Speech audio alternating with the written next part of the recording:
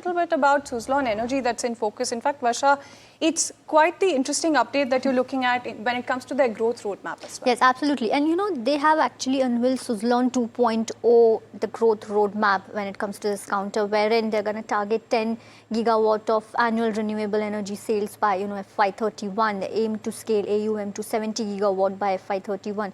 And the order book also target has been given, which has been raised to 15 gigawatt in next 5 years. But to speak more about this and what are the key highlights when it comes to Suzlon 2.0 growth roadmap, we are here joined by Mr. Ajay Kapoor, who's the Group CEO at Suzlon. Mr. Kapoor, welcome at NDTV Profit. Always pleasure to have you. You are actually repositioning as a full stack RE player from a pure wind OEM. Just wanted to understand what changes on ground execution and of course the margin impact that you'll have. Yeah, thank you for having me on the show. First of all, we're very happy and excited as we unveiled the Suzlon 2.0. It's a 5-year roadmap. It is centered around wind. So we want to make sure that wind remains the core of what we do. But when we went and met our customers are looking at FDRE solutions. They are looking at not just wind, but the entire RE stack. So what we are doing is we are keeping wind at the center and then building solar plus BESS, and we are topping it with our energy management solutions. We realize that one big problem which customers are facing, especially in the wind, is the project execution.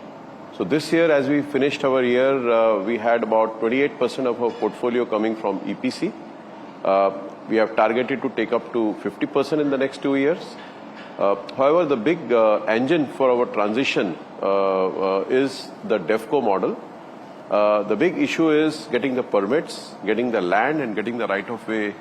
So what we are setting aside is a separate leadership team, which is fully empowered. They go procure land ahead of time. We sign long-term partnerships with customers for year 3, 4, and 5. As I speak to you, we have almost 8 to 10 gigawatt of advanced baked projects in the wind states. The good news is around the same place we can also put solar and BESS. So I think this is the engine, and we believe by FY31, 60% of our revenues of 10 gigawatt RE should be driven by our DevCo model. Absolutely, and I also just wanted to quickly, this is Shreyansi as well joining in the conversation, quickly wanted to try and understand, Mr. Kapoor, that you're repositioning as a full stack RE player from a pure wind OEM as well. So what does the change in terms of ground execution then look like for you? Okay, so fundamental to our strength is, there are 4 pillars. Pillar number 1 is the DevCo model, as I said. Now in DevCo model, it does 2 things. Number 1, we go from current 30% EPC to 50% plus. We have reorganized our teams on the ground so that execution capabilities are further sharpened. Fully empowered regional heads who have their own teams and their own budgets. In DevCo, we already set up a team, 200 plus. We're adding some more over there. Again, a fully empowered team which does ahead of time getting permits. We've also put our cash and enabling permit requirements that are needed with this team. So they are again fully empowered to be project ready.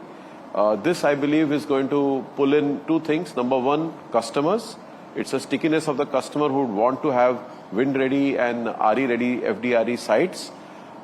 Number 2, as we hit more on this, it's a natural mode to bring more wind turbine sales. So I think these are the 2 things which it integrates for us. On the technology platform, we continue to have end-to-end wind solutions with our deep heritage and the knowledge. We are putting up a BESS assembly plant. And we are going to integrate solar through asset-light partnerships. And on top, we are going to build our energy management services so that customers are then talking to us and we solve all their problems on the ground. And on top of it, once we have done this, we already have 18 gigawatt of asset under management under our OMS platform. We are targeting this to go up from 18 to 70 gigawatts. So we then sign up with the customers to look after the assets and ensure that they get the required power because that's what they are paying for. And then, of course, alongside, we are building our international order book of about 3 gigawatt by FY31. And all this on a very strong digital enabled platform. So I think that's something that we are trying to envision. Right. So this is aggressive, a much aggressive plan that you have shared with us. But execution have always been issue. I mean, a very big issue in the industry, I would say. How does this integrated model of yours, reduces the risk of this execution? Very good question.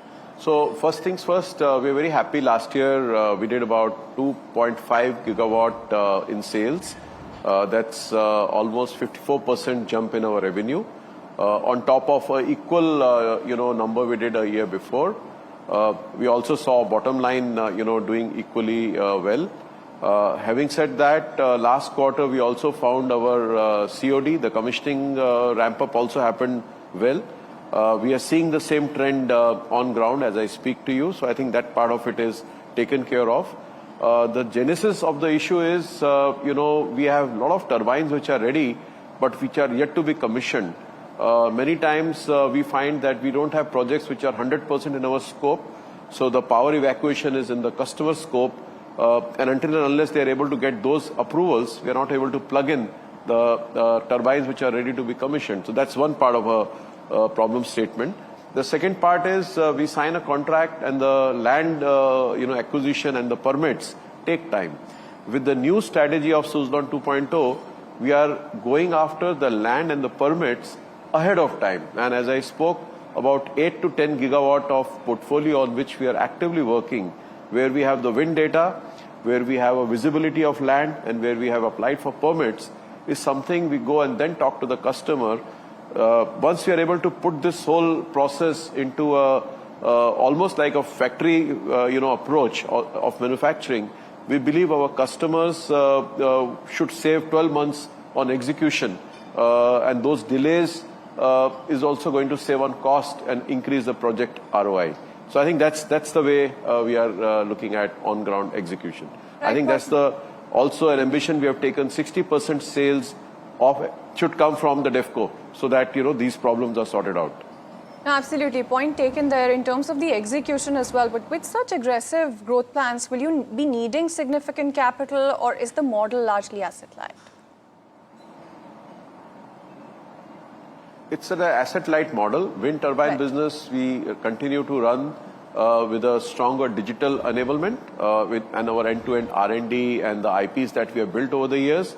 BESS, we make few investments, but these are again not very big. Solar, we totally go in partnership. EMS is more of our IP. We put some money set aside money to buy land in advance. We have already enabled that in this year.